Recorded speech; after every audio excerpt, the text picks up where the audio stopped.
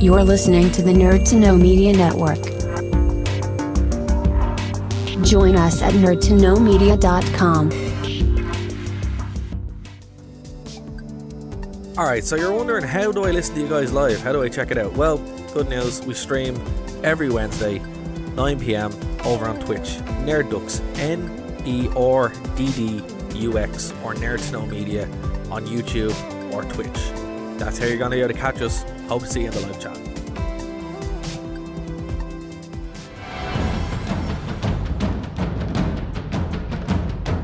Broadcasting from the Blanchistan Center, this is Phoenix FM. The internet is a communications tool used the world over where people can come together to bitch about movies and share pornography with one another. According to the Nerd Index, you should be upside down in a junior high toilet around the clock. This is Sparta!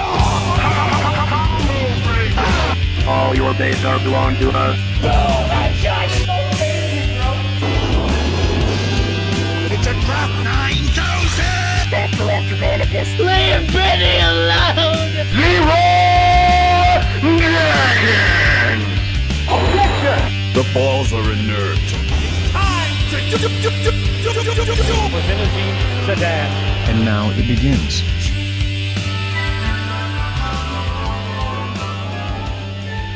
Hey gang, how's it going? This is Darrell O'Connor from Nerd to Know Media. Hope you had a great Christmas and you're looking forward to a happy new year. What a year it's been.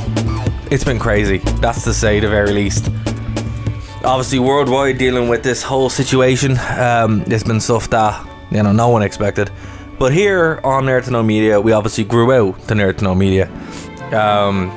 We started the year off wide-eyed and bushy-tailed with cons and panels and all that good stuff, some fantastic shows, and then what happened.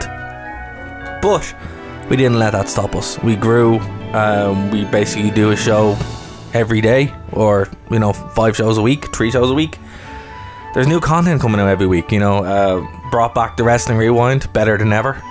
Nerd to Know Basis is up in the 80s, and the other guys have just gone strength to strength. Doing it for the exposure, fantastic show. People with whose Katie's got to speak to is just out of this world incredible. Lisa with Straight Out Canto, providing probably some of the best content you'll hear from one of the best content creators going today. Anime Crash Course is just unreal. It's always a fun experience to listen to Keith and Kev and whoever else joins them. I learn a lot from it, and it's just a really, really fun show. And Game Corner, obviously Keen kicking ass. And we even got Tech Takeover from the elusive Bryn. So guys, it is one of those things where even though we have been dealt a crazy year, I wanted to put together the first ever Christmas cracker here on Nerd to Know Media, which is the show Nerd to Know Basis we did about a week ago. Some messages from the guys when they wanted to come in, put together. It's a little bit after Christmas because nobody wants to check out shows over Christmas, and just something to kind of set the table before a new year, and what we have planned. So obviously we don't know yet, the world is still crazy, but we do know that we're not going to stop and we're going to keep going. So thanks for joining us, and I hope you enjoy the first of what I hope will be many Nerd to Know Media Christmas crackers. Alright guys, here we go.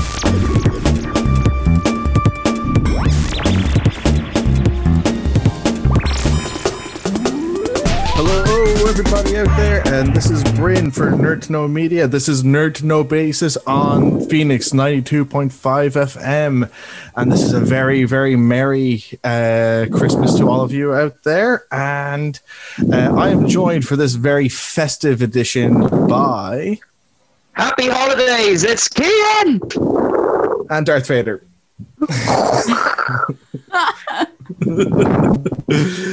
He's behind me. Oh god. And we've also Kev is also getting in the mood. Yeah, we're hotting it up over here. Yep. Okay, so how are we all, guys? Merry. I didn't know hats were going to be involved. Can I get my reindeer antlers? I put my hat in the group chat. I was like, I'm bringing a hat and I'm bringing gin. Come on, guys. This was obviously. Excuse me, do you expect me to read messages you send me? That is really your fault. Oh, is this wow. the group chat that I'm not in? You cut me real deep, man. Bryn, you're only not in it because you're not on Facebook, and I had to leave the WhatsApp group because of meme overload. That's absolutely fine. So, how are we all doing Christmassy wise? Doing well. It's going to be a very busy, very exciting time for me because my parents are going to finally see their grandchild for the first time, which is great.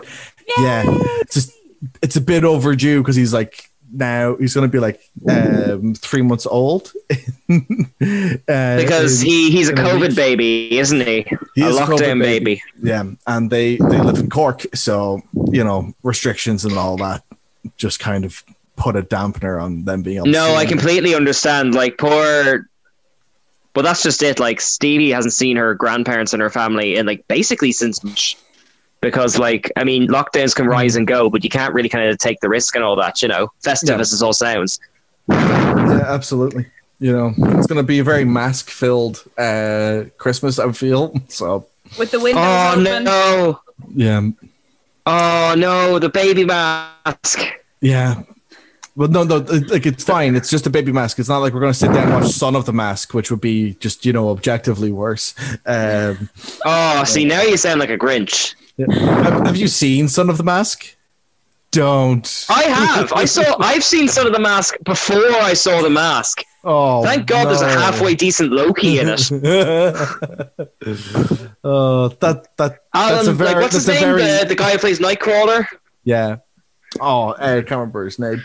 But that's Alan Cumming. He's a decent Loki in a terrible film. The fact that I am delusional with exhaustion, but I think we should watch Son of the Mask. I think that'd be a riot. Yes, guys, if you're just tuning in on the radio, you might want to just turn it down for about. What's the runtime of Son of the Mask? Hands off the wheel and just let it ride. Yeah. Well, look, if we're going to do this, if we're going to watch a terrible film, hello, my baby, hello, my honey. Yeah. If we're going to watch a terrible film at Christmas, I recommend Santa's Sleigh because at least that's a killer Santa in a bad film.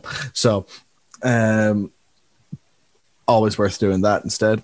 My go-to Christmas movie, and it's always the first one we watch of the Christmas season because it's not like overly Christmassy, but it does take part. It does take part at Christmas time. Is Just Friends. Oh yeah, so good. So Ryan Reynolds, like peak Ryan Reynolds. Yeah. Oh, I thought you meant like just watching Friends, like over and over. Well, I do that too, like on a loop. It helps me sleep. I got reminded of one that I haven't seen in so many years. And this is probably going to sound real obvious to some of you, but one that I think is going to go back to me every year now is Gremlins.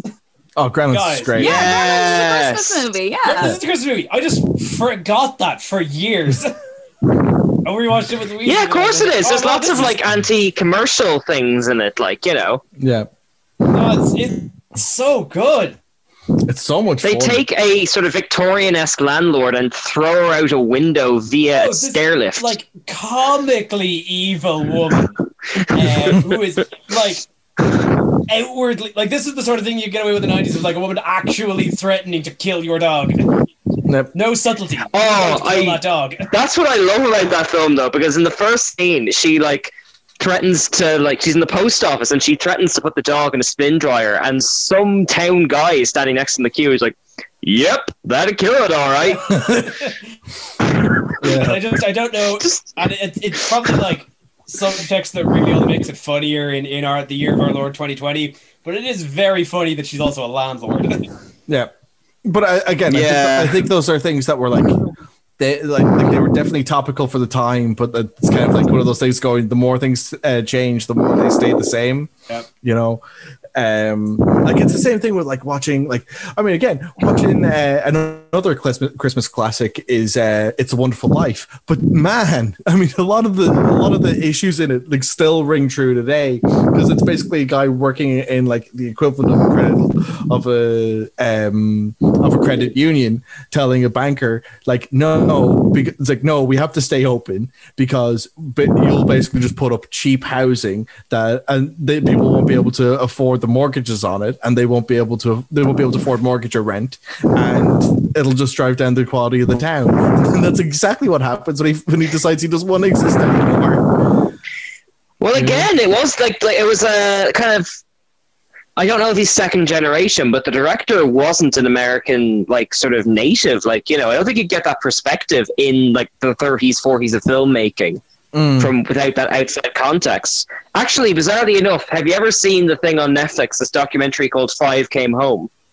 No. It's not Christmassy at all, but it's brilliant because the name of the director, it's a Wonderful Life escaped me at the moment, but basically these 5 really great film directors from the 30s and 40s were all sent off to war just to film footage of World War II for propaganda purposes. And they get 5 big modern film people like, Spielberg, Lawrence Kasdan, Guillermo del Toro, I can't remember who else it is, but they get them to essentially do like a profile on their time in the war, and it's mesmerizing. It's only 3 episodes, but it's absolutely brilliant. I'm going to kick myself for not remembering the director of It's a Wonderful Life, but yeah, if you're looking for something to kill 3 hours, that is absolutely amazing. Like, it's well worth a watch. Awesome. Thank you for joining me in my your little conversation cul-de-sac there. yes. I'm afraid that the full thing is locked behind $27.99 on Disney Plus. You're gonna have to go there to get the rest of it. Yeah. Mulan, is that you? Ian, is that a concentration camp? That is the name of my TED Talk. Mulan, is that you? With a special appearance by Ming-Na Wen. Sponsored by the CBC. I'm gonna look up It's a Wonderful Life. This is driving me crazy. CCP, that's the one. But guys, so should we talk about the big Disney explosion that has come out? The Frank Capra. Sorry. Anyway, should we talk about the big Disney explosion? Really, like, it is a real wonder of just scheduling the fact that this came out like the day after the last show. Yeah, absolutely. Like, we finished the show. Oh, what's that? Oh, it's a deluge. Yeah. Well, look, this is what I was saying. After years of doing weekly podcasting, it always just seems to happen that the day after you record a show is when all the news happens. It just seems to go that way. But like, one of the things that the one of the things that just like struck me by it was like just there was so much stuff to unpack from it. It was genuinely difficult to Google everything in one place. I think I showed Ian it first, and like it was just the Twitter thread, and you just kept scrolling. Yeah, I had the worst luck. Kev literally broke the news to me because my phone credit ran out the night of the explosion. And so we were like on the floor, and Kev, mentioned to me, because we're not allowed to have phones on the floor, hush hush, that there was this thing. And I was like, what? And I don't have Twitter. He had to show me this like scrolling, all these announcements. And it's like, it's almost moving too fast to process all of it. Yep. Like, if you told me in isolation that Kang was joining the Marvel Cinematic Universe, that would have been enough excitement for a week for me, let alone all the deluge of Star Wars stuff, Yeah. Yeah, like it just if anything, this is really just a signifier just how much Disney owns, and that's terrifying. Yep. Like the one that caught me off guard was because they own Fox, they now own FX, so they made FX announcements. So via the Disney Twitter account, we found out that there are 4 more seasons of It's Always Sunny in Philadelphia. Yeah. But we knew that was coming anyway. Like they had already said it without officially announcing it. When the first announcement of this comes from Disney, this is where we're at 2020. Yeah. You know, it's a very weird time to be alive. Wild. Yeah, it's a weird time to be alive when Disney's promoting It's Always Sunny in Philadelphia. It's kind the of gang beautiful. gets bought out by Disney. Yeah. Has legal consultation with the mouse. Oh. So Disney owns the rights to the. So Disney owns the rights to Lethal Weapon 5 now. Yep. Like the version they did in It's Always Sunny. Well, listen, all I'm saying is Disney now has at their disposal 2 very different Jiminy Crickets. Crossover. If they ever need someone to play an ostrich in a Disney movie, they've got the right actor ready. Listen, that Pinocchio live action's happening. Oh, God. The first one was horrifying enough. I am don't still because like it's not. Wait, is this Del Toro? No, Del Toro's a stop motion. Yeah. Stop motion, yeah. Because I remember like this. This was one of these things that was in production hell for years, and it was all the time. But the one thing that stuck with me was one of the original casting rumors was Tom Waits' Geppetto, and that would be amazing. Oh my God! Yeah. Amazing, but also deeply uncomfortable as to have Tom Waits. Well, that's just Pinocchio. Terribly unsettling. Have you seen them transform into those donkeys? I have, but in the live action, yeah. Great movie. Great movie. In anything. That CGI Jiminy Cricket was horrific. Again, Del Toro. You know, I mean, I don't think Del Toro has it in his bones to do anything less than just mildly unsettling. I think that's. I'm looking forward to it. That's as soft as his sensibilities get. Apparently, there was another Pinocchio, like a live action one that came out like this year, and it's in Italian, and it's supposed to be horrifying. I'd well believe it. I'd well believe it. Nothing will ever beat the first Disney cartoon, the one that came out in like the 40s or the 50s. And he's like, "Why are you crying?" And he's like, Geppetto goes, "Because you're dead, Pinocchio." And he goes, "But I'm not dead." And he's like, "Yes, you are. Now lie down." Can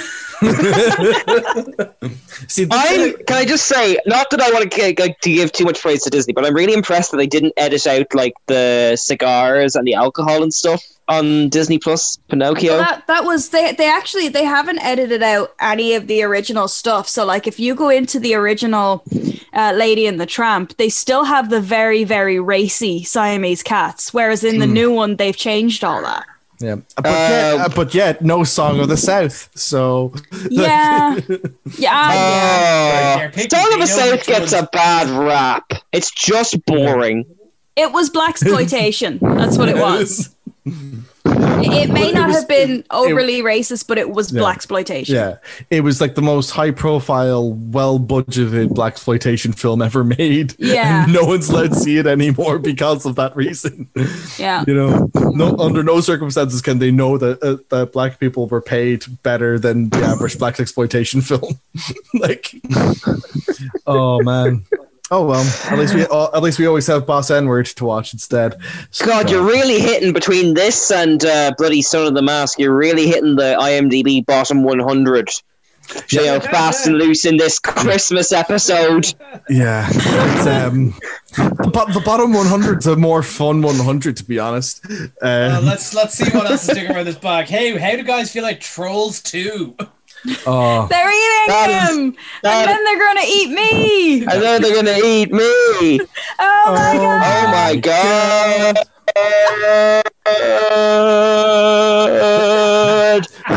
The thing I love about that is that like that isn't even the most ridiculous thing in that film. And it's the most famous bit from it, and it's not even like if you think that's ridiculous and you haven't seen Troll 2, see how the film ends, and tell me that that's still the most ridiculous part of it. You can't spill in hospitality. I won't allow it.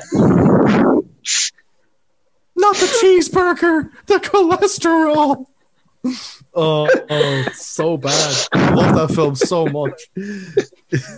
Like, have you seen the documentary on the making of Trolls 2 yet? Like they did one like 3 or 4 years ago. Movie. That's it. That was done by the guy who played the father, and it's very good. Explains a lot. It's very, very good if you haven't seen it. But like a lot of things become very, very understandable, because I remember watching it and going like, why have they taken a thesaurus to natural dialogue, and then finding out that the director's Italian and he just thought that he knew how Americans behaved better than Americans did, and you go, oh okay, yeah, that now everything makes sense. Like You must leave my room. This is a teenager girl, by the way. Go, you must leave my room or before my father discovers you. And you're like, what? It was he that kissed me. Yeah. You know, there's a grandfather. We're not sure which of the parents is their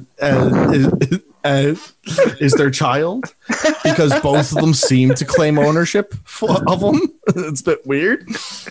At least I think that they shouldn't both claim parentage, but you know, again, maybe that's the Italian director making a statement on the American family. But yeah, Troll 2, classically. Well, Troll 2 is classically a statement on deep cultural norms and problematic societies. Or maybe it's just a guy who doesn't know how to write a script. Either theory is possible. Finger in both scales. All you need to learn from that movie is it doesn't matter what your skill level is, dreams do come true. All you need to learn about that movie is you don't need to actually have a troll in your Troll 2 movie. Yeah. Don't give up. Always just keep submitting. Something's gonna keep on keeping on. Hey, look, you know, it's really important to note that never stopping. It's really important to note that like a lot of films they don't get completed, and even if you don't think the film's going very well, you might as well force it through to completion, because you know what, someone might think, hey, this piece of crap is really fun, and then you get a whole new lease on life because of it. Then you end up with something like The Disaster Artist, where your movie was so terrible that they had to make another movie about how terrible your movie was. Yeah, your movie missed the... Your writes a book on how bad the making of that movie was, and then James Franco makes a movie about it. Yeah. Your film misses the mark so wildly that someone else decides to make a movie, right? That someone who worked on it wanted to write a book about it, and someone read that book and decided, I'm making a movie about that book. Wild guys, times. there's a reason the film Ed Wood exists. Yeah, I just need one for the guy that I just need a film for the guy who made Birdemic, and I'll be real happy. Yeah. Get the guys who did Dolomite Is My Name. I'm pretty sure they're the Ed Wood guys anyway. So like they've found their niche in writing these kind of so bad it's good type characters. And that band that plays that song Hanging Out With My Family, they just need to just bring them back, because that song is absolutely brilliant. I need a TED talk on how, for a start, the guy who pitched Cube got that movie made, and how he managed to swindle a studio out of 3 of them. Yeah, I love Cube. Join us for Cube's great. Cube is ridiculous. Our new TED talk, Force It Through to Completion, starring Bryn. Yeah. Just do it anyway. Just do it anyway. Just finish it. Just get it done. Yeah, like I fucking. You're telling this to the guy that has all 3 Cube DVDs. Yeah, I love, dude. Cube in a box set. It's not just all 3. It's a box set. Yeah. Sweet standard def DVDs. Yep. The first look, hey man, I will hear nothing bad about the first Cube movie. I love it. The sequel and the prequel. Okay, what about Cube 2 Hypercube? Hypercube is nonsense. Lads, on behalf of me and the audience, what is Cube? Yeah, I feel like we're going too far here. Okay, we're going down the wormhole. So basically, the premise for the 3 films. Brent, can I please just read the blurbs from the back of the DVD? You can. Yeah. Yes, do that. I'm sorry, please, people listening at home, comment nasty comments on our Facebook if this is way too niche. We need to know. You need to watch these films. They're great. Story time. Okay, so the blurb of the Cube 1 DVD: a cop, a professional thief, a student maths whiz, a psychologist, an autistic adult. 6 strangers awaken from their daily lives to find themselves trapped in a surreal prison, a seemingly endless maze of interlocking cubicle chambers armed with lethal booby traps. None of these people know why or how they were imprisoned, but it soon emerges that each of them has a skill that can contribute to their escape. Who created this diabolical maze and why? There are unanswered questions on every side, while personality struggles for power emerges, the tension rises, but one thing is crystal clear: unless they can learn to cooperate to work out the secrets of this deadly trap, none of them wow, they do not mention this. Okay, so the whole premise is that they wake up in a cube. They wake up in a cube room. So it's Maze Runner. They wake up in a cube room in a giant cube facility. Yeah. And some of the rooms are trapped. Yeah. They don't know which. Yep. So it's the Maze Runner. And then so it's Saw. It's Saw. Yeah, with but it came out. cubes. It came out in 1997. Saw is definitely heavily influenced by Cube. Yeah, And the Maze Runner. And while Cube 1 kind of makes a little bit of logical sense, Cube 2 just threw like quantum magic physics at it. Yeah, it did. Yeah. Why didn't they call it Cube Squared or something like that? Since you've got Cube as your name anyway. What if the cubes travel through time? Okay, now you have my attention. Yep. That's like when they lost the plot with Hellraiser and they just started putting them in space. Yeah. Hellraiser had a plot? The first one did. Yeah. There's like 10 of them or something. Cube Zero. Well, it took the question of who controls the cubes. Yeah. And the answer That's is a reasonable question. And the answer is unbelievably underwhelming. Is it a resounding? Is it Jason? Is it the Daleks? Is it Q? Because that'd be cool. And the crowd goes mild. Yeah, no, basically. Yeah. But yeah, like the first Cube is definitely worth watching. The director went on to do a few different bits and pieces. He does a lot of stuff for Westworld now. The TV show. Yeah, the one about the robots. The robots and all that jazz. But yeah, Cube is nuts. Would recommend it. It's just 90s schlocky fun at this point. And it also actually I'm not sure who else is a fan of Stargate and enough of a fan to watch Stargate Atlantis, but one of the actors from that is also in the first Cube film. But yeah. Oh, I'm getting like straight to DVD vibes off this now. Yeah, it's more like it probably would be straight to DVD by American standards. It was an independent Canadian horror film, so okay, that's respectable. Yeah, not too far off. Yeah, and like it's a good film. But yeah, I think for like, you know, I'm still looking for like the perfect horror film to watch over Christmas, because it's just a nice time to watch a horror film, because then I can just watch again. Gremlins. No, but I want an actual horror film that I can watch. Scrooge is pretty horrific. Yeah. Hellraiser 5, Hellraiser in space. I'm not even Jason kidding. 10, Jason in space. I'm not even kidding. Like Hellraiser 5 is literally they're in space. Yeah. If I wanted to watch a good Hellraiser film in space, I would just watch what was that film? What's that film called again now? Event Horizon. I just watched that instead. I thought. Yeah, we talked about that in the show before. I thought you were going to say Jason X. Yeah. There you go. Hey, did you say Jason 10, Keane? Yeah. He did say Jason 10. No, Jason. I wanted to illustrate how many entries there were by that point. Yeah. Because he'd taken Manhattan and only space was left. Yep. I must go to the one place that hasn't been conquered by capitalism. Space. To space. Oh God. Tim Curry. Be Tim Curry. Oh, he is a treasure. That one saying if it was J. Jonah Jameson versus Tim Curry. Yeah, well, like I think it's really sad that like he's had to do he's had to spend like the last while in his career just doing voice acting, but that did mean that he played G. Gordon Godfrey for a season or two of DC's Young Justice series, and he was so good in it. He basically was like doing like an English or Australian Glenn Beck, which was just so entertaining. But yeah, dude, he was Palpatine in the Clone Wars for a while. He's having loads of fun with the voice stuff. Yeah. Well, I mean, he kind of has to do the voice stuff. He doesn't really he had a stroke. Yeah. That's why he know that. Yeah, no, that's why he's he moved to wheelchair voice. bound. Yeah. Oh, that's no. Yeah, that's why he's not doing any that's why he's not doing any physical acting, is because like he physically can't. Yeah. That's why they should do. Oh no.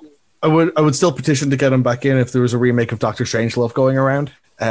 Just because he would be really, really good. He could do that. Yeah. Or a sequel to Muppets Treasure Island. It's not too late. What, you want like Long John Silver in a wheelchair?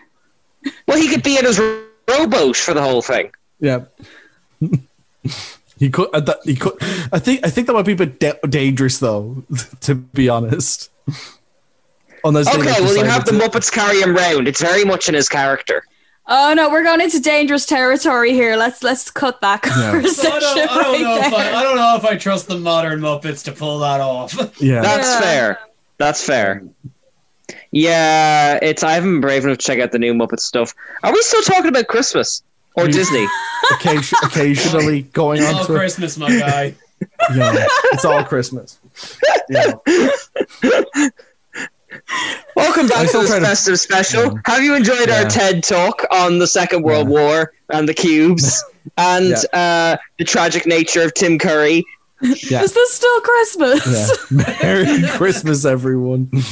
Yeah. No, we're hovering in and out around the concept of Christmas and all that it entails. Trying to sneak a sneaky slice of turkey, just kind of ebbing around. Yeah. You know, much like in Hypercube, we're just going in and out of the. You know, if Christmas is sensible plot and we're trying to stay on track with it, we're like Hypercube, where we veer close to it but never really reach it. It's like the DVD logo bouncing along the screen; it never quite hits the corner.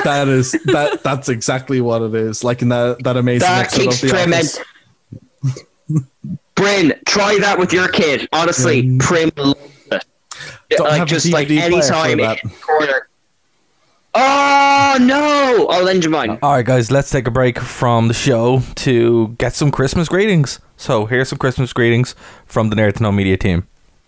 I don't care what anyone says. Die Hard is a Christmas movie. Konnichiwa! Straight out of Kanto here, wishing all the listeners of Nerd to Know Basis and Phoenix 92.5 FM a very, very happy, safe and nerdy Nullig Hunaditch. Shengding Kwaila. Happy Kurisamasu! And don't forget the holidays is the perfect time to find festive new ways to disappoint your family. Why not use Christmas crackers as lightsabers and reenact Star Wars, much to the dismay and confusion of everyone else at the dinner table? For after dinner games, who cares about Snap or charades? It's Dignity Luan! Why not bring out your Yu-Gi-Oh card collection and challenge Grandma to a duel? Send her to the underworld! Say hi to Grandpa for me. No, look, I'm just having a laugh. Listen, come here. To everybody who has been listening to Nerd to Know Basis, Phoenix 92.5 FM, Straight Outta Kanto, and everybody who follows Nerd to Know Media and all the umbrella organizations attached, affiliated, and associated with Nerd to Know Media, from the bottom of my nerdy, filthy, dirty little heart, Straight Outta Kanto wishes you happy holidays!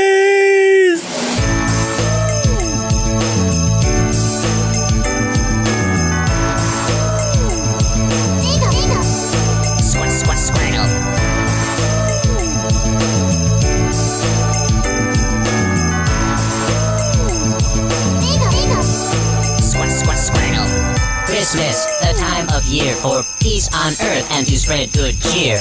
A bash, a rocking party, filled with fun where the laughter is hearty. It's the Pokemon Christmas Bash, with Team Rocket, Brock, Misty, and Ash.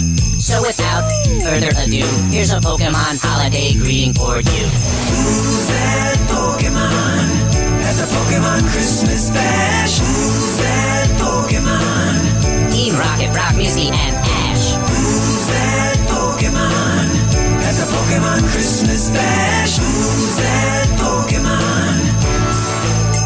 Squirtle. I'm Brock, back on the block from a quick little stint with Ivy's flock. Two things on my list ain't many: a kiss from Nurse Joy and Officer Jenny. Santa, please, with your ho ho ho, put them both under the mistletoe.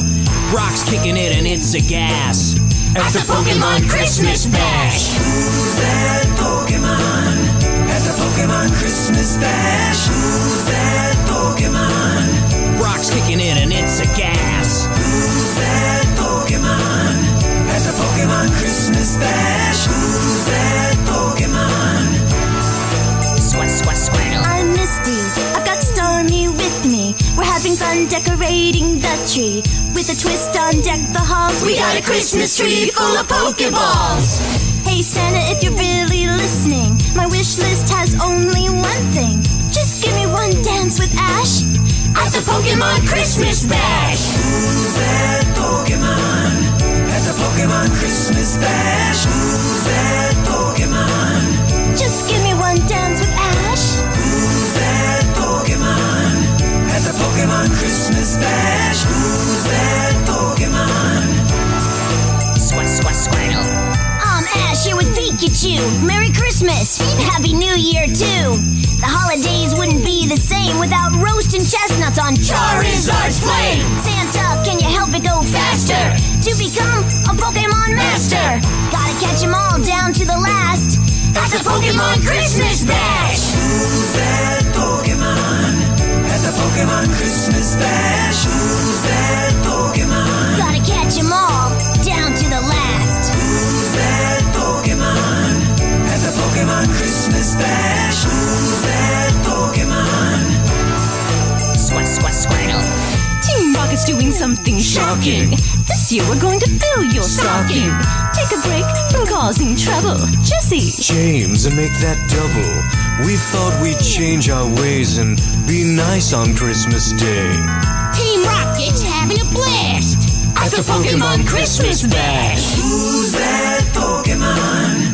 At the Pokemon Christmas Bash. Who's that Pokemon? It's Brock, Misty, and Ash. Who's that Pokemon? Team Rocket's having a blast. Who's that Pokemon? Happy holidays from the Pokemon Cast. Who's that Pokemon?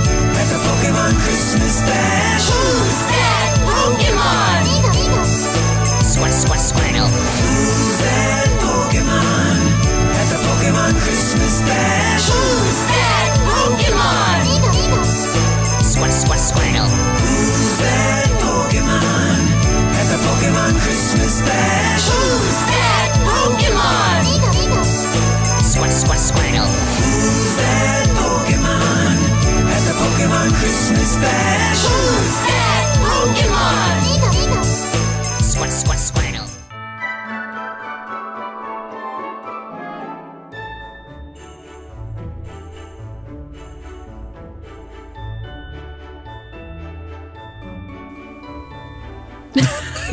And a blank TV. I'm sure you could just Google like DVD. Oh, there screensaver, has to be a 10-hour YouTube. version on YouTube. This No, has to be but that'll be the same every time. You need the magic. And I'm sure someone's got it mixed with rain effects. Oh, don't even diss the rain effect. I'm just gonna look up. Yeah, literally the first search on YouTube is 10 hours of a DVD logo screensaver. So I give you dads on the yeah, absolutely. If you listen to me and Bryn's episode like 2 episodes ago, yes, tired dads on the internet. Yeah. Is basically the new show, and you guys are special guests. Sorry, that's fair. We're just like literally bouncing around space in a DVD logo shaped cube. Yeah, absolutely. That's pretty much what every episode of the show is like. I feel, You know what? Are we all just like all the topics are in the corners, and we just keep hitting near them? Aren't we all but in a cube of our own making? You certainly are. Yeah. Look, this is what happens. Well, since we've forsaken Christmas anyway, have you guys checked out the new Den yet? No. I have not. Oh, it's so good. I don't have regular telly, and the RTE player is where sadness comes from. Yeah, the closest. Oh, the RTE player is cack, but it's well worth it. It's so funny. The closest thing I have to regular TV is the Channel 4 app. Oh, all 4. Yeah, all that's 4, great. yeah. Yeah, all 4. Okay, well, let me picture this. Andrea Corr and Dustin the Turkey singing Fairy Tale in New York. I'm gonna have to stop you there, Keane. Yeah. That sounds like a big pile of no thank you to me. Yeah. Oh no, but it's great though. There's no particular reason why I have to stop you. I just have to stop you. Don't you be Father Ted at me. It's genuinely. Look, in a week with Star Trek Discovery and The Mandalorian, The Den has edged its way into our favorite viewing thing of the week. It's just anarchy, and it's great crack. I don't believe you. This is my response. There's one episode left. You're gonna have to see it. I'm really not gonna do that. You will be trapped in a cube of your own curiosity. I absolutely will not. I will be trapped in a cube of my own inebriation. Is what I'll be trapped in. Is Dustin the turkey whenever even you do still Christmas, a thing? Cardboard box. Because Zig and Zag are awesome. Yeah, but is Dustin even still a thing? Well, it doesn't matter if he's a thing. It's entertaining. I don't need him to be a fad or anything. It's just good TV. No, I don't mean a fad. Like, obviously he's not a fad because he's not, like, I haven't seen him anywhere in years. Yeah. Like, is not he since he still lost a the thing? Eurovision. In what sense? What is the thing? He's been working behind the scenes. He's been doing a lot of production credits. Yeah. He went into directing. Yeah, he's been. He's really gotten more into the technical side of how everything's done. Yeah. You kind of get into that point with Hollywood. Yeah, he wrote the last 3 seasons of NCIS. Yeah, he's been instrumental in how the plot's been delivered for the last Fast and the Furious films as well. So. Yeah, he directed the last Spider-Man. He did do that. That's a fact. I was wondering why that European movie had a segment in like Ballyfermot. Actually, that explains a lot. You leave Ballyfermot out of this, right? Hey, I'd want Spider-Man to come to my town. Yeah. She's done it before. Yeah. Go check out the first episode of Doing It for the Exposure. You'll see some weird stuff. Any episode of that show, it gets weird. As all good podcasts do. Yeah. But anyway, this is the hill I'm willing to die on. The Den is great crack, and they do it live, and there's a mad twist on it every single week, and I'm going to really miss it after this week's Christmas special. So that they have like killers or some shit? Is that what I understand from this? Well, you're just going to have to watch it, won't you? They bring in like Nancy Drew to solve mysteries. They bring in a different crime solver each week. One week it's Nancy Drew, another week it's Poirot. Oh, who was the guy that used to draw for them? Who? The Don Connolly? Don Conroy? Conroy. Oh, I tried to order his books in. They're out of print. Oh, he's great. Oh. Why you keep bringing my mood down, Katie? First Tim Curry and now this. Well, I just said he was great. And he's on Instagram and Facebook and everything, so you can follow him. Oh, okay. Yeah. I've just got a text from Tara saying, "Let me in." Should we leave him? Yes, do let me in. It's cold. I was going to say hang in so we'd be able to hear this in the edit. No. Seriously, you guys gotta let me in. just the air. Oh my god. Dara's like Force Ghost is beaming in from like the bridge of a Star Destroyer. Not his radio or Spotify listeners who get the benefit of it. That's horrific, Dara. It's not beaming him in fully, so we're losing. Kind of like okay, I'm back. Oh my god, we're back. You know what it is? It's this light that's always way too. It's your JJ. You were like dissolving at the head. Oh, do you want me to move it full lens flare? I've got this bloody lens flare light right behind me. I don't know. We need to do something about the lens flare light. It's ridiculous. I don't even know why it's so bad. It's just always is. You need to talk to your lighting guy. You need to get some softer rays in here. You know, Bryn, Somebody's got to be fired. Bryn, you know what we need to do? We need to bring in Rusty. No, we got rid of Rusty for a very good reason. He needs a second chance. He needs a job. It's the holiday season, you heartless man. Rusty had 204 different chances. He tried. And he tried every time, but he failed every time. Oh man, poor old Rusty. Rusty. He conned us out too many Christmases. Rusty, sorry, help, what? It was an in-joke we had from years ago where we had another person. Oh, I could tell it was an in-joke. Yeah. So we'd have a background person who may or may not be real. Yeah, who every time we go wrong, we'd blame called Rusty. And he'd say, "I'm sorry, I tried." That's all it was. Father, build me legs. Build me legs. Father. Why was I programmed to feel? See, Homer? That's why your robot didn't work. So how late am I? Quite late. That's okay. I've tried to talk about the Disney explosion 3 times, and instead, why don't you give us because I trust Kev to keep notes based on his own show. I don't know what I was talking about 5 minutes ago. When we do your anime show, you have like prepared notes and things, and I rock up and I barely have a microphone. Well, look what arrived today, gang. That's my show. Nice. The boogie mess that is Cyberpunk. Broken one. The broken one. But it's okay. I'm okay that it's broken. I like it. Here's the thing. Cyberpunk is supposed to be broken and janky. This is exactly what it's supposed to be. It's broken like me. Build me pixels. It's like, I think people will finally be like, hey, you know when you say a game's not done, it means the game's not done. Stop bullying. Yeah. Please no bully. Yeah, but then don't announce a game until it's done. Don't release a game until it's done. Yeah. But dude, like the amount of like I haven't even put that in yet. Literally, I was working so much that I didn't get a chance to, and this was supposed to arrive yesterday. So like I was just like, okay, I haven't even put this in, but I know the minute I pop this into the PS4, the patch is gonna be like 80 gigs. Yeah. Bethesda, is that you? See, here's the thing. Bethesda got away with this for ages. It's fine, except for Fallout. That's because they just released the creation. Just because you keep getting away with something doesn't make it okay. Yeah, you know, it's not like we're calling it Jeffrey Dahmer here. Like, I don't know. I'm okay with what Project CD Projekt Red did. It's fine. They're grand. They tried. They should just do what Bethesda does. Give the fans the creation kit and let them fix it. Yeah.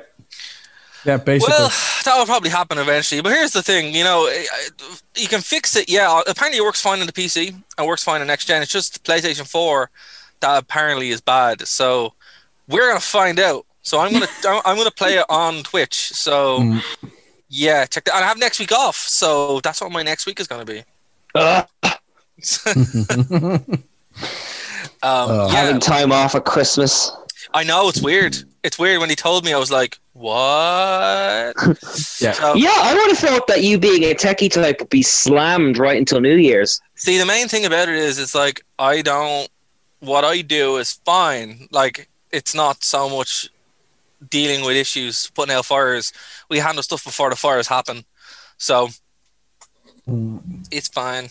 You just like you take the matches off the child and you're like, no, put those away. Yeah, Brendan is the one putting out the fires. As someone has a child, you can't. Dara's job is more going, maybe the fire's a feature. Maybe. You just have to look at screensaver. You have to look at it both. You have to look at it from both sides. You know? Scene from the IT crew where Denim sees the computer, the fire. Yeah, that's what they was quoting. Yeah. I love how the smoke seems to be coming off the top. Also, I finally crossed over to the dark side and got a Mac mouse. Look at that. Look how ridiculous that is. Boo-earns. I know. This is how they get you and keep you. A Mac keyboard too. Yeah. It's disgusting, right? Yeah. This is how they get you and keep you. They just, you get used to it, and then you're like, I need this level of luxury in all aspects of my life. Absolutely. And then that's it. I'm doing my hardest, Joey, pretending to understand Nod. Yeah. I will have to say though, for all the hatred that I gave Max, I feel really sorry. I feel bad about it because they're pretty good. But this thing is ridiculous. Look at this. This cost 50 quid. It's like the USB-C to digital multi-port adapter. Why does this cost so much money? Because Apple. Because Apple. But that doesn't make any sense. I have a better one here that costs like a tenner. It makes sense. It's ridiculous. Yeah, but that's not Apple. They own it, and you must buy it. Yeah. It's a scam. It's a scam. Yeah. I will give them the mouse and the keyboard's pretty good, but yeah. You see, this is how they get you though, because you just get in the habit of going, oh, I have to buy these extra bits, and then they go, oh, well, you need to buy your own charger as well. Okay, that makes sense. They don't even give you a charger anymore. Oh yeah, because they're bad for the environment. Unlike every your other phone needs a charger. Like if they give you one, then you won't have to buy one. Wait, who doesn't give iPhones don't have chargers? They don't have chargers the newest now. ones don't. Yeah, my girlfriend got the 12, and the charger comes separate. Listen, if your phone doesn't come with a charger, you've been scammed. Like, I'm sorry, but if your phone costs $1,000, the least they can do is give you a charger. Yeah. Man. Like, or even just a cable. Yeah, my for the wall. No, it does come with the cable. It just doesn't come with the rest of it. Is the problem? And you can't even put headphones in them. No.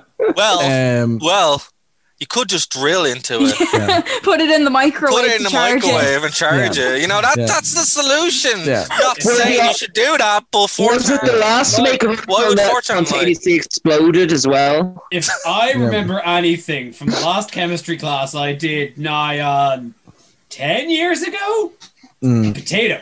That's your solution. Yeah, absolutely. Potato is the answer. Look, I went to a school where people lit magnesium on fire in the back of geography for a joke. Like, I never had a chance of saying. Where did you get magnesium? I guess the science room. This is so fancy. Yeah, it's a fancy posh we school did exactly. The screw ups are like getting magnesium to light on fire. Yeah, like magnesium lying around. Sorry, go on. It was a black rock school. Absolutely. Of course, yeah. Here's the thing. Here's the thing. In the hood, they just set each other on fire or the classroom on fire. Fancy boy with magnesium to burn. But like he was giving me grief for being from Ballyfermot. I wasn't giving you grief. I just said that Dustin the Turkey would be happy to take his film career there. If you have a problem with that, then that's more on you than me. Mr. Black Rock over here burning magnesium. This was before the money. This was before they'd have their daily money fight. That's the truth of it as well. Absolutely. Hey, that is an integral part of accounting class. You take that. Of course. That's how you learn. Yeah. I mean, you learn a lot about money by picking it up off the floor. Absolutely. This is what you got to do. You got to do it. You know. But. Oh man, I still can't believe they burn magnesium. I didn't even see magnesium. They weren't supposed to. I didn't even see it. See, where I come from, they just burn each other's hair or something. Like, magnesium up in here. It hits the ceiling quicker than you hear it, which is mad in and of itself. Can I just say, I didn't do it. I was just in the classroom when it happened. Of course you were. Funny story. Unlikely story. Funny story. True story. So. Here's why my school got banned from Trinity, right? Because someone set off a stink bomb in the heart of Trinity, and for the rest of I think they're unbanned now, but for 4 or 5 years, just no one from my school was allowed to go to Trinity in uniform. So, oh wow! But they're like, no. But the heart of Trinity is outdoors. Oh, but just go everywhere. So this was in one of their little classrooms that they had around it. So. Oh, okay. Because if they just let it off in the courtyard, it would just dissipate within minutes. it's just like, what's this? Oh my god. So okay. I used to do theater. Yeah. No. Let's go on with Trinity. My weirdest memories of Trinity. No, I used to do theater shows there, and all I remember is whenever I'd walk around, people would just yell "concierge" at me for reasons to this day I still can't understand. Because you wear a waistcoat and a bow tie. Where you now it makes sense. Where are you wearing a bow tie and waistcoat? It's me, yeah. Yeah, well, then that's the answer. Yeah. Oh, okay, now it makes sense. I thought they had to be to do something. Yeah. Cian, if you're wearing the uniform, don't expect it to get treated don't expect to get treated any different than someone who's wearing a uniform. This raises so many questions. Does Trinity have concierges? Were they literally requesting a drink? I've gift wrapped you this present on Christmas. It's self-awareness. The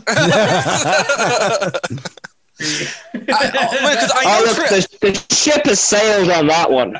I know Trinity do have a tradition where you can wear a sword if you're your top of your class or something like that. And I know you're allowed. And you're allowed to bring a goat as well to class also. So you have some weird rules. So it's that if you have the key to the city, you're allowed to let your sheep graze in there or something like that. Yeah, I don't know.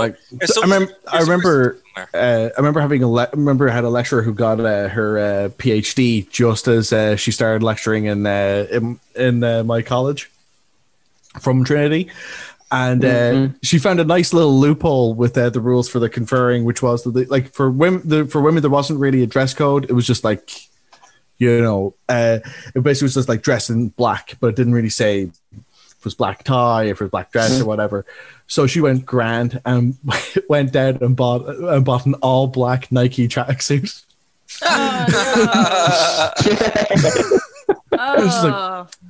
Doesn't say anything wrong with this. So. I thought you were gonna say she showed up dressed as like Darth Vader or something.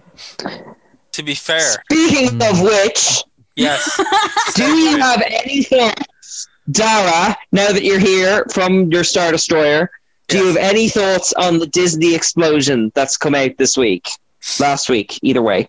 Okay, so there's been 2 times in my life that I went to bed early. First time, I was so angry that I had to go to bed and give up on the day.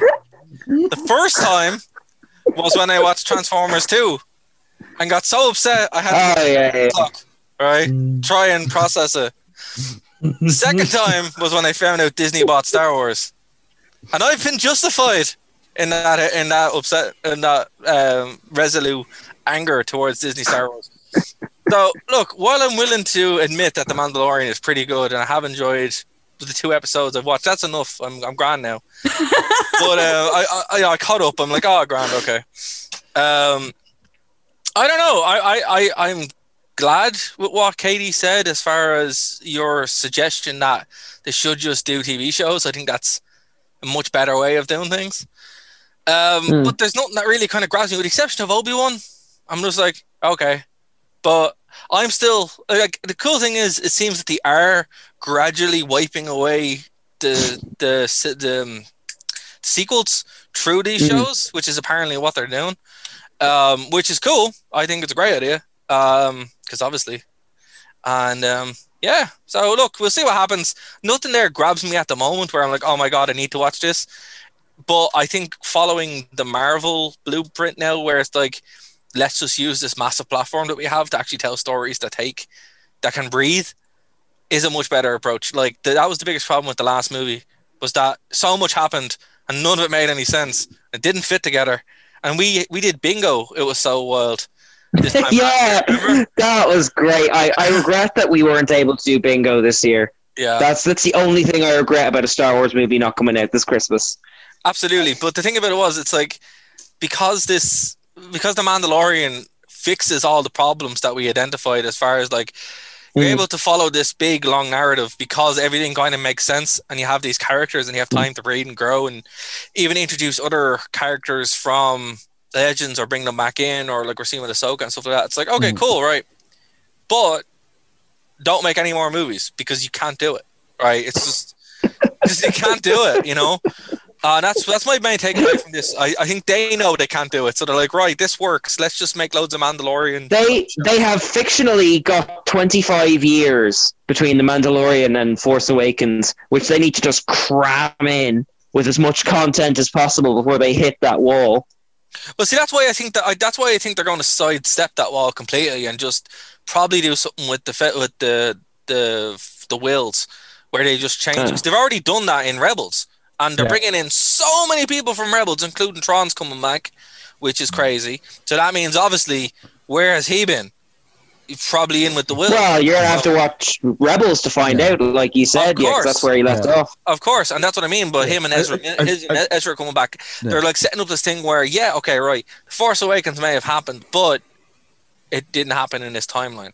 And I suppose the good thing about The Force Awakens, sorry to interrupt across your brain, but all 3 of those movies take place in 1 year. You could send Baby Yoda on like a really long trip around Tatooine, and he could miss that whole Okay, Katie, Grogu. It ain't sticking. It's not sticking. It's Baby Yoda. It's Baby Yoda. It's been Baby 2 Yoda. years. They should have Stop named. trying to make Grogu happen. They should have just named him that from the beginning, and maybe it would have stuck then. Yeah, All like I'm even the child, like 'cause they never once call him Baby Yoda. They call him the child. That Yeah. doesn't Well, stick no. either. So it's like they just, Mandalorian doesn't know what a Jedi is though. Like that's how That's removed weird. this is from all that nonsense. Yeah. See, what's weird about that is like Return of the Jedi is like 6 years from there. It's like, hold on a minute. Right. You should know what a Jedi is. You know, Isn't Ahsoka a Jedi though? Yeah, Ahsoka's a Jedi, so it's like. Oh yeah, but what I mean is like just all he knows about the Jedi is that one meeting with Ahsoka. He doesn't know about the Force or any of the kind of cultural touchstones or anything like that. Like to them, Jedi might as well be Klingons as far as he's concerned. Like I would still argue that it's a lot weirder for Han to not know who the Jedi are than it is for one Mandalorian. Well, who's clearly grown up in a religious cult. Well, here's the thing: it's a lot weirder. It's a lot weirder for Luke Skywalker to be a myth, and the Jedi to be a myth like 30 years after the fact. Yeah, absolutely. That made no sense, and still makes no sense. It's like, hold on a minute. There was a massive war. There was a massive hate campaign against them. There was an empire with literally an evil Sith. Are you for real? It's like that's like saying. Well, no, but that's kind of understandable in the sense that because the empire wiped them out, they can just change the history and nobody's going to question But it. they still, but you couldn't say they're a myth because they existed. You could say that they were evil, which that's what happened. Yeah, but if you have the empire constantly going, no, there weren't any Jedi. Yeah, I suppose. But again, their narrative was never that they didn't exist. It was that they were a corrupt, outdated religious sect that had too much influence over the Senate. Yeah, like unless you saw them like lift a rock or something, you wouldn't believe that the Jedi had powers, I suppose. But again, when the Jedi basically pick up any child from around the galaxy and go, you're coming off to train with us, it's very easy to other them when no one knows who the fuck they are, even in universe. And this just adds more credibility. Well, you pick up any child. You make it sound just going to playground. That is literally what happened. That's literally what happens because Anakin was a 9-year-old child and was too old. Yeah. We're here for your child, ma'am. Do not resist. we are men in robes. His Metachlorian count is through the charts. Congratulations. All I'm saying is, hello, madam. Please ignore the robes. I noticed that your 3-year-old child can lift rocks when it's mine. I will. Have you heard the good word of Bo-Katan or Kylo Ren or whatever it is? Who's that Jedi you love, Dara? Kyle Katarn. Oh, Kyle Katarn was like that's him. Yeah, dude. But he was years after that. Like he was like it's the Death Star Wars. There's prophecies and force time travel left, right, and center. Though. Well, see, that's the thing, and they're finally starting to understand that now that they can do that and actually fix the problems. Because look, if the Mandalorian had failed, that would have been it. Like that would have been it. Like that's dead, never coming back. Right? Like we're talking like Irish economy dead. You know. Celtic Tiger, woo! No, current. Magnesium! Current dead. You mean one of the few economies to still grow despite pandemic? Well, worldwide, you know. Yeah, but still. Anyway, what we're saying is the main thing about it is there would have been no coming back from it, right? But now because they fixed now the Mandalorian has like shown kind of the way, like. Sorry, didn't mean to make a pun there. I know. As soon as I said it, I was like, okay. Anyway, instead of the show, that was the Star Wars equivalent of like a pint glass falling in a pub. I know. Like, but the fact that they showed like kind of the methods that work and the story and storytelling that works is like, I think any film that comes out, it doesn't fit anymore. You know, like you don't have somebody with the grand scope of storytelling of George Lucas who has the overall vision to be able to squish down. Well, I mean, I think Dave Filoni has proven that he does. Yes, exactly. But Dave Filoni is a TV guy. Yeah. And what he's doing is great. And Jon Favreau would probably be the only one to maybe do a film that would actually kind of do the same thing. Yeah. I think, Katie is right. TV shows are just the way to do Star Wars. It's so obvious now. my personal opinion on Star Wars will always be make Knights of the Old Republic and then stop. Fair. Just stop. That's enough. Knights of the Republic and Bane, and you'd be good. If you just follow that, you'd be okay. I would like to actually bring up what is the hidden gem in these Star Wars announcements in just a little one that they announced called Visions that I think is incredibly fascinating. Visions, it sounds like it's very thin on details, but what it is, it's an anthology series. It's only kind of short excerpts just kind of from the universe, but it's being apparently done by it's going to be done by anime creators in Japan. Nice. Which, of course I'm the one bringing this up. It's my brand. I was gonna say, did you comb through this to find the anime in there? I didn't comb through it; it combed at me.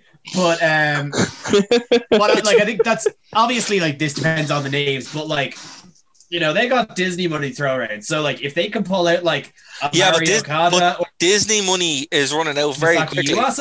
Disney money is running out very quickly. Not if they're charging 30 quid to watch Mulan. It doesn't mean they're getting 30 quid for Mulan. What is paying for? I don't mean to tangent, but it made me really happy to see that Mulan remake in Tesco for 10 quid already. Oh, it bombed. Well, it's free on Disney now. It's past it's past the preview stage. No, I wouldn't even. Here's the thing: I wouldn't even steal the movie. So, in theory. Oh, in theory, for educational purposes, of course. No, Dara, you outwardly said. Oh, I did. Yeah, I did say. Yeah, I did. Yeah, I did. because screw the CCP. Exactly. No, I steal the movie. Yeah, steal. Steal the one that's supporting concentration camps. Yeah, that's the one. Exactly. Yeah. Horrible movie. Anyway, but let's actually on that point, right? Not that point, but a similar point. What do you guys think about the Marvelization of Star Wars? Do you think that's a good approach, or do you think there's too much Star Wars? I can't believe I'm sitting here saying that phrase. I think the Marvelization of Marvel didn't even work. Well, now with I'm really excited about WandaVision. I'm not gonna lie to you. I'm hyped with all of them, to be honest. I don't want to be a kind of fanboy, but the Loki trailer looks great. WandaVision looks great. The Falcon one looks great, and the What If looks bonkers. Absolutely, which I'm all in for. But see, that's what I mean. I think the movie thing got a bit thin as well. By the time, to be honest with you, the pandemic's probably the best thing that ever happened to Marvel, because it's people were getting kind of sick of it. But even the whole thing with the Marvel movies was they backed themselves into a wall, and then the only way out of it was time travel. Yeah. Yeah. You make it. Star Wars done too. That's not fair, Katie, because you make it sound like they were writing in real time and didn't have it planned out. Obviously, the whole of Endgame. That's the thing. They incredibly complex. But they had it planned out, and they still backed themselves into a wall. How does that happen? To be fair, though, I think it would have been very tempting after Endgame to do an even bigger thing. But they took, even pandemic aside, their slate was decidedly much smaller going into 2020. And they seem to have realized that, all right, we've gone as big as we can go. Let's let everyone breathe for a minute and miss it. They didn't go DC, which was Batman versus Superman. Bigger. Even Infinity War and Endgame should not have happened. They should just don't do it. Because they're great movie. But they killed off everybody. They killed off everybody, and then the only way to fix it was time travel, which is a cop out in and of itself. But here's the thing: I think you're talking to a man with a TARDIS t-shirt. The fact that they are adaptations of comic books, time travel was an inevitability. But it just by today's standards, it's old hat.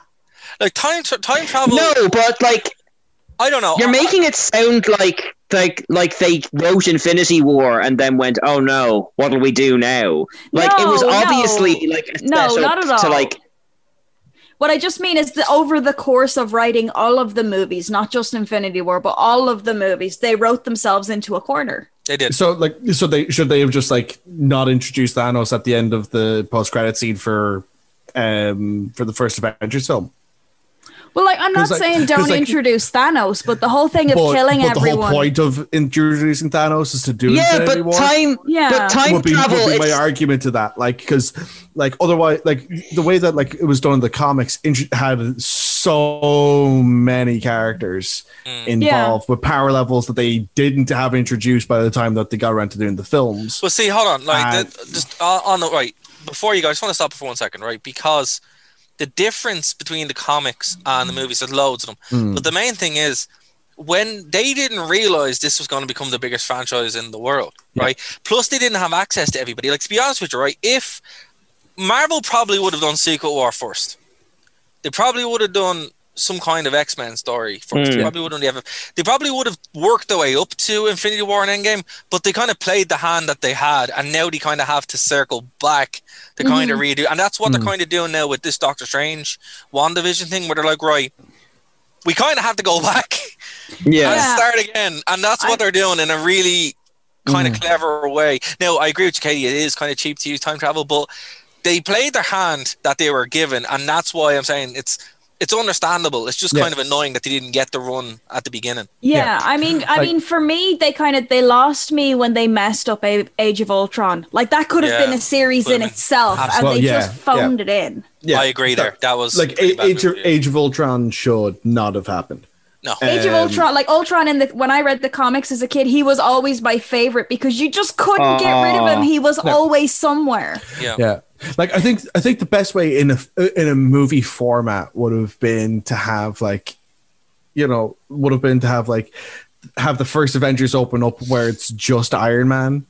At the opening up, and it's him destroying the first iteration of Ultron, and then you open up the second Avengers movie, and it's like it's Iron Man and it's Captain America and Thor, for the sake of argument, destroying the fourth or fifth iteration of Ultron. Yeah, Ultron should have been recurring. Yeah. But it's this thing like over time where it's just this thing that was kind of like a scrub then becomes a major villain. Would have been good fun. But see, here's the thing though, right? Like, I think this WandaVision thing and this multiverse thing is going to change everything, because it's fundamentally going to shift everything that we know, because it's cheap. It is cheap, but it's there. And it's what they're going to do.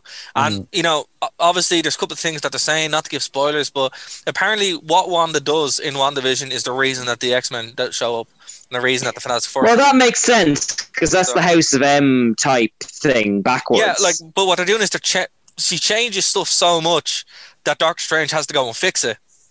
And I think this is actually the arc, right?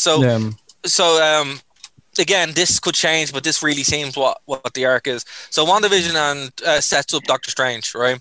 And they're going through time to fix stuff. And then by the time we get to Spider-Man 3, they're still picking up the pieces, with Doctor Strange basically helping Peter fix things.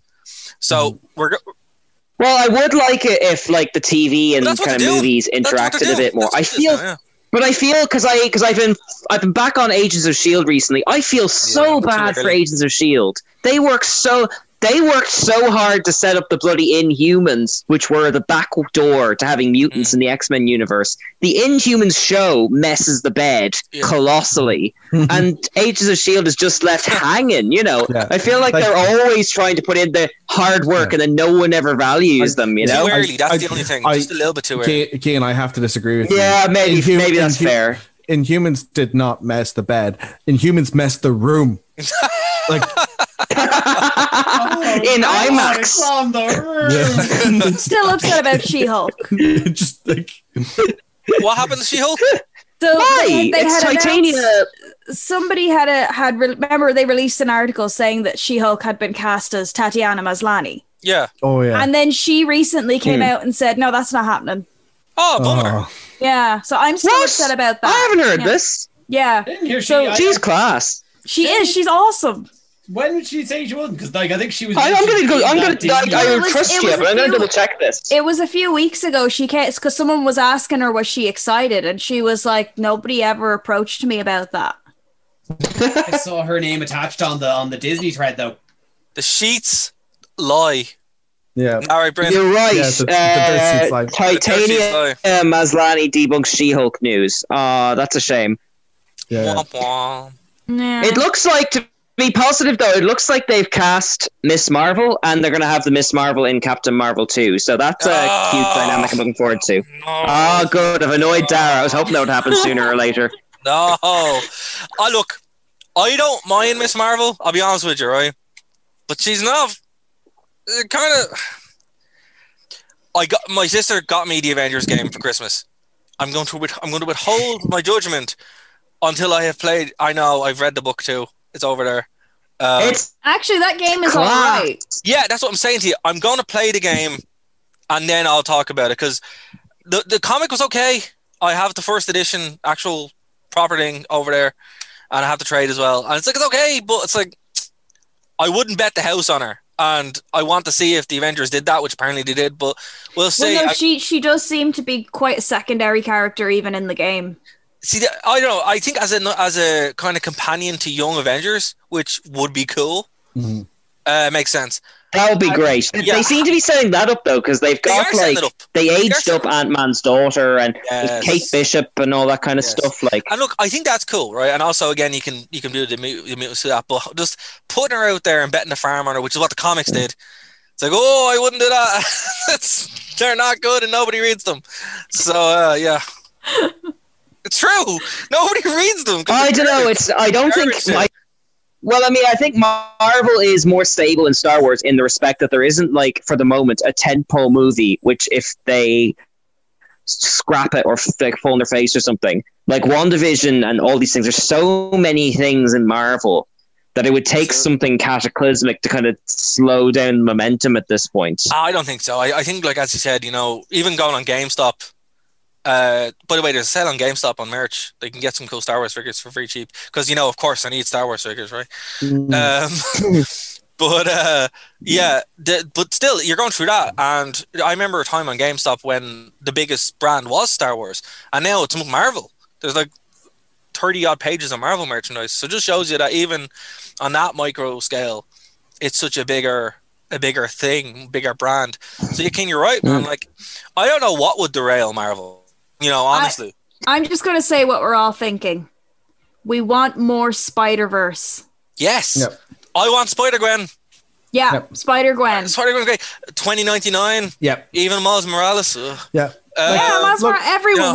We want more Spider-Verse. Just make Spider-Man movies. Just do it. They did that. They cast Andrew Garfield, remember? Exactly. But here's the thing. And they're bringing back Tobey Maguire. Yeah, in the same movie.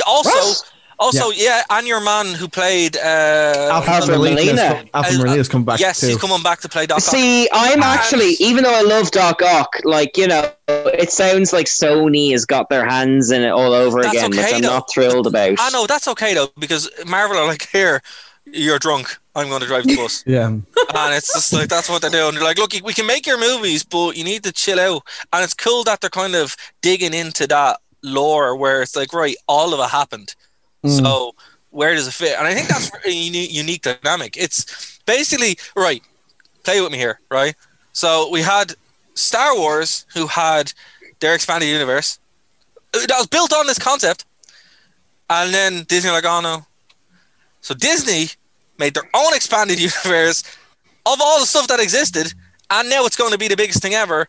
Yeah. And Star Wars are like, actually, we should probably go back to that. But DC are doing that as well. They are. Yeah. They're casting like multiple Batmans in the same movie. I think that's amazing, man. I'm like, that's the coolest thing ever. Like, for me, I don't know. It's like, I want to see. I feel like it's like Michael Keaton as Batman again. It's like the Gold Rush, though. It's like if you have a Spider-Man movie with 7 villains, or a Justice League movie with 7 Batmans, eventually, confusion will just pop the bubble, No, I don't think so. I don't think people are. I don't. Look, I have more faith in people to be like, okay. Yeah. You have more faith in people than me. Wow, okay. Yeah, I do. No, I do in a certain sense. When it comes to Batman. It's exactly, because it's Batman. It's like, come on, you don't need to hold people's hand. Again, when people could watch one Batman movie a night and basically cover every Batman who's currently alive, that's I'm so down for that. Like, it's not like it's a massive ordeal. I mean, the first Batman movie is like 90 minutes long. Yeah, it's easy to watch. Batman Forever is around the same runtime. But here's the thing, though, right? On that point, well, here's it, right? We live in a world where we do. In a world. We live in a society with many Batmen. No, hold on. But only one screen to watch them. Okay, hold on. But what I'm saying is, we live in a world where a movie about a bunch of space pirates, a talking tree, and a raccoon who talks became one of the biggest movies of the year. I think the ship has sailed on trying to pull people along. People will just be like, "Look, I'm into this. This is fine." Batman punches the poor. It's fine. You know, like that was one of the problems I had with the Nolan verse. Was that it was too realistic. It was too probable. Absolutely, yeah. Well, except for the third one, that movie just gets worse and worse. Oh, that was awful. It's atrocious. It's in terrible film. Always was. I love the three Nolan films personally. Second one is the best one. Second one is one of the best movies of all time. Like, well, there you go. In hindsight, the Tumblr's kind of dumb. I'm just gonna put that out there. It is, but it's very realistic. The money that he could, if he had just followed his dad's plan by giving money and keep supporting and you know, he wouldn't have been needed. Instead, he goes off and becomes an agent.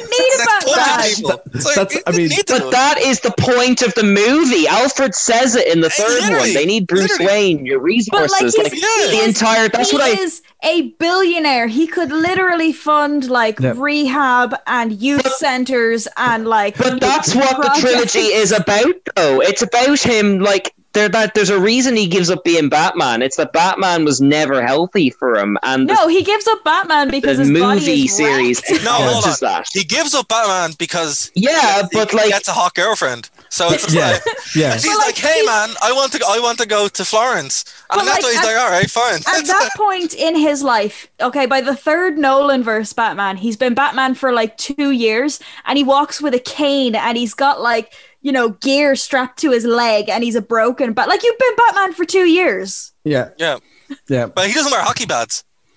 Yeah, I know, but if you were Batman in the real world, you would get beaten up really, really. Like in the first night he's Batman, he sleeps until 3 a.m. because he's covered in bruises and blames it on Polo or something. But he's a billionaire. He's covered in armor. Yeah.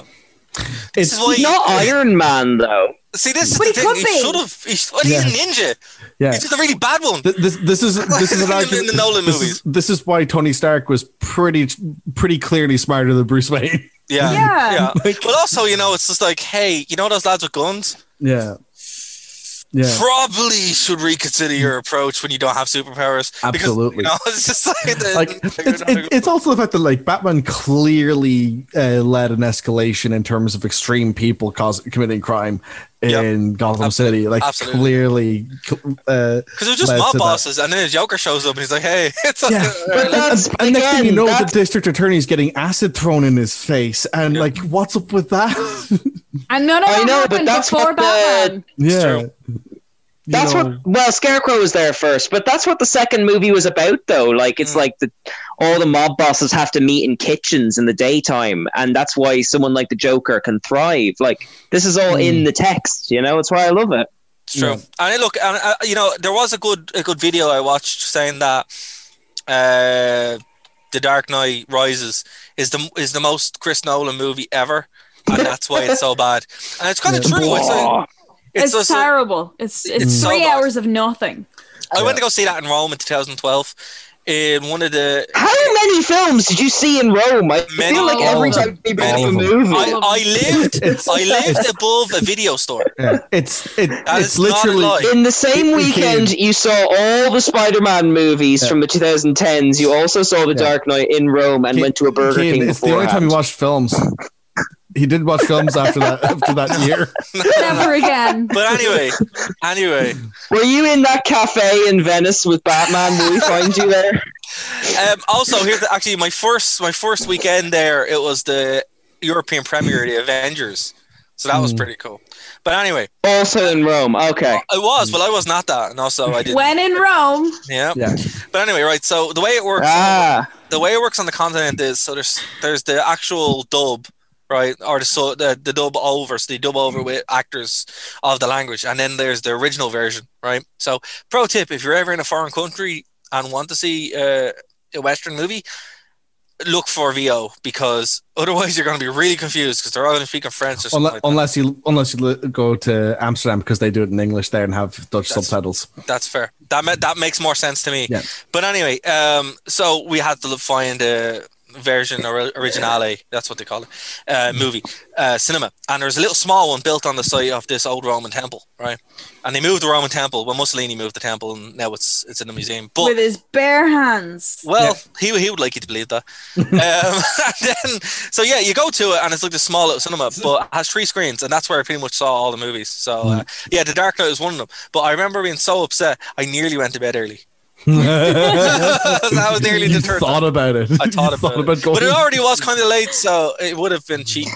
How can you go to bed early when you're upset? When I get upset, I just like pace the room back and forth. I pace like this. I think it comes from playing the games where you sleep to save and then you move forward a day. Yeah, you're just like, I'm done with today. I'm done with today. Today's a write off. That's where it comes from. But yeah. So there we go. Kev, I can see a thought hovering over your head. On me? Yeah. Sorry, what's going on? What, me, Kev? Yeah. Me? He has an Eevee over his head. Is that a Christmas Eevee, Kev? Oh, is that what that is? No, head in. That's kind of where I'm at. Okay, fair enough. Nolan films, that's kind of my opinion. Yeah, fair. That's where I'm at. Also, just funny, just while you mentioned it, I also saw the Dark Knight Rises in a European city. I saw it in Paris. Oh, there you go. Were all of you guys invited to the screening that I missed like 10 years ago? I wasn't. No. Was it the same story, Kev? Did you have to go to a original version showing, or did they dub or sub it? I have no. I don't think we actually looked. I think we just looked out, and it was just it's English. I do remember actually. I was on a scout camp trip in Belgium one year where we had to find an English movie because they needed just something to do with these fucking 16-year-olds on a day, and we found an English voiceover version of Hancock that had both French and German subtitles. But the weirdest part was this cinema just plugged intermission into Hancock. So there is an underrated superhero movie. It's a very good first half hour of a superhero movie. But halfway through Hancock, there is just a stop, and you got 20 minutes to go take a piss. And then back in. Oh, I thought you were going to say you put the Dark Knight Rises on in the interval. Speaking of which, I'll be back in a minute. To just tie this back to the present, haven't they announced that Christian Bale is going to be the villain in the new Thor movie or something like that? They have, you gave me the kind of scoop on that. They have. Yeah, it's. I mean, in one way, it's kind of like about time that Bale did something in the MCU. In another way, it's like it's a bit.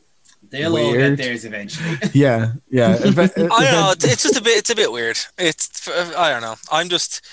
I think they should just bring back Kenneth Branagh to direct our movies. Oh yeah. Well, I was wondering when we get to Taika Waititi getting the next Star Wars movie. We don't mention his name on the show. We don't mention. No. You don't mention his name. I like him. I don't know. I like Taika. I don't really see why he should do anything mainline in Star Wars. He should do what Ragnarok did very well. What he should do is he should do the Mandalorian. Yeah, he should go away, and he should never direct again. Because it's terrible. No. Look, I liked the stuff in the Mandalorian. Yeah. And I did like parts of Thor Ragnarok, the World War Hulk stuff.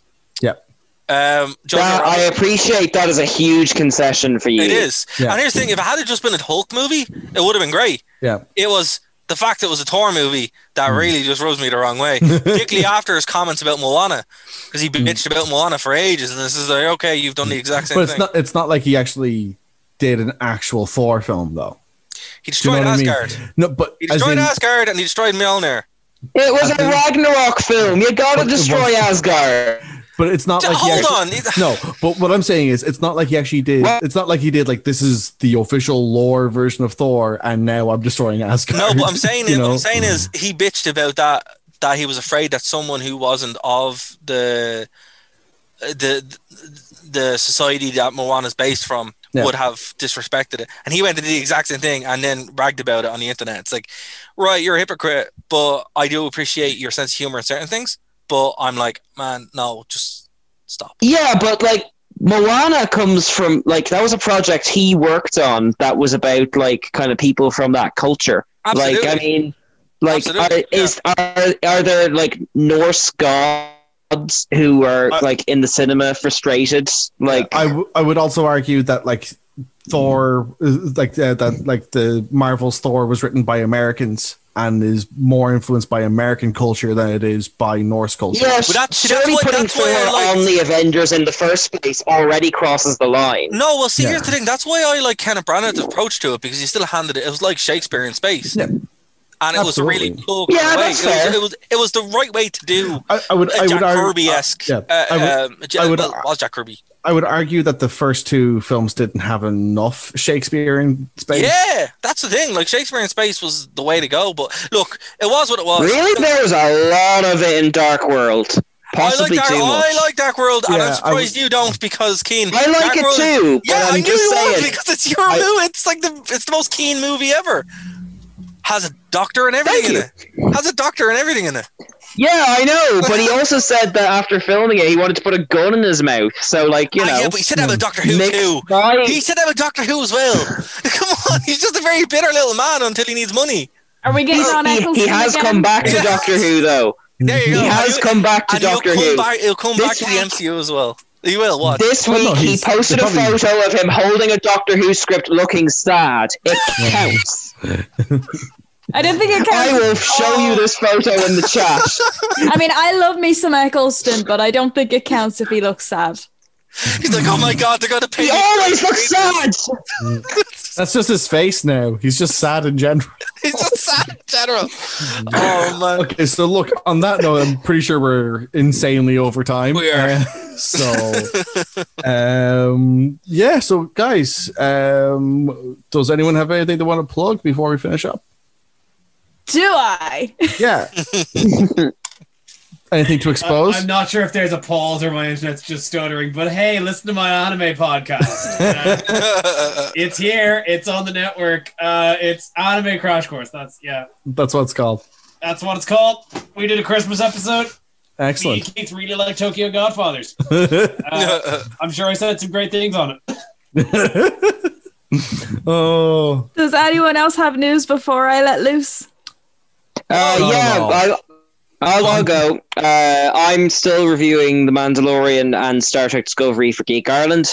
Go give them some clicks and love, because I think by the time this airs, The Mandalorian will be over. So that's a shame, but also I'm looking forward to having free time again. So give them a read.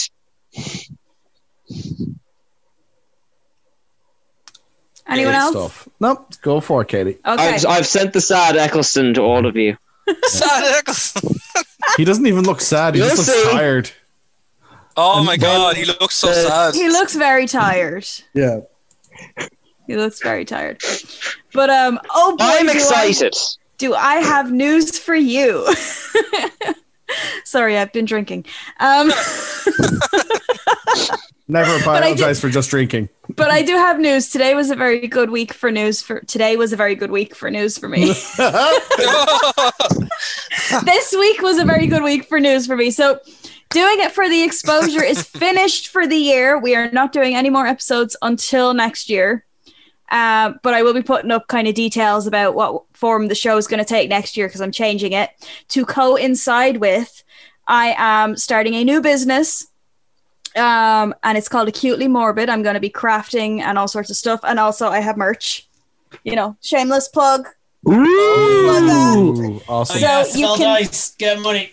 You can find that on the dice are coming. They're not, I haven't perfected them yet, but they are coming. Is that what's going to be written on the merch? Need my beads. The dice are coming. I don't, So I don't know. yeah, so it's going to be a collection of like jewelry, game pieces, which will be like dice, dominoes, chess pieces. I think it's fair to say I need more dice. The dice are coming, I promise. So there's that. You can find that on the Instagrams at Acutely Morbid. The website is coming in January where you can buy stuff. Please buy stuff. And also this week, it's been announced that one of my digital artworks is being featured in a charity calendar for next year with Women in Horror Month Dublin. You can find all the details of that on my Instagram at mannequin_blue. And if you want a copy of the calendar, you can message Oh Golly Miss Dolly and she will handle that. And the calendar is full of amazing artworks from lots of really cool people. So like, just do it because it's for charity and it's great. That's awesome. That's awesome. Oh, before I know I've already done my shout out, but can we give a shout out to Lisa, who sadly couldn't be here today? She is away fighting the good fight for retail and doing Christmas FM stuff. And go check out her stuff too if you haven't already. Straight out of Canto. But it ties That's in. it. Well, it does tie into it. So this is our Christmas special, right?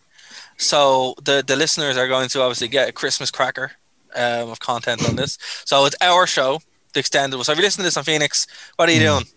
Nerd to Know Media. Well, if they're listening on Phoenix, they probably aren't anymore. Thank you for listening. We're so over time that Well, I have to cut this. I have to cut it, so it's going to make sense. This is almost. He's going to cut all the Taika Waititi stuff. It's fine. Oh gosh, almost certainly. Dean, the extended cut at this point. why do you wound me so?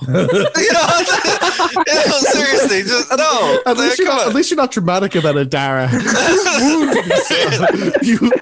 Exactly. You know, just, Why do you wound me so? That sounds Shakespearean.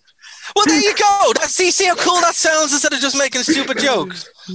Anyway, okay, so 4-4 if you need a writer. Yeah, I'd write the best script ever. Anyway, okay, so this is a Christmas cracker special where we're going to have obviously this extended show. If you listen to Phoenix FM, cool, great. Go over and check out our media. But we're going to have a Christmas special show with different segments put in through it. And Lisa and myself and whoever else wants to pop on, we're going to do a watch along next week, like we did for Halloween, of some Simpsons Christmas shows live on stream. Ooh, this is news to me. Yeah, well, that's what we haven't picked the date yet, but we will. Because you don't read the chat, kid. Don't read the chat. This he hasn't learned to read. Every time I open my phone, it gets stolen by a 17-month-old version of me. To be fair, he has a reason. that's a fair reason. But yeah, so that's what we're doing. We haven't decided what we're doing yet, and we're going to give away some games. It's going to be fun.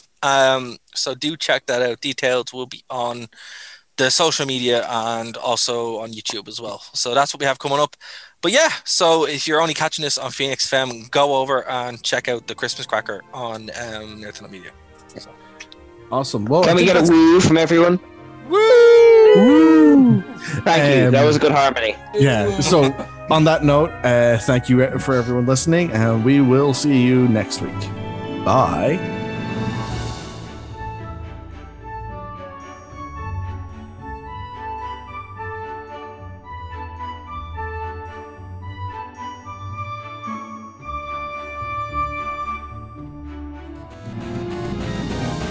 Thank you for listening to a Nerd to Know Media production.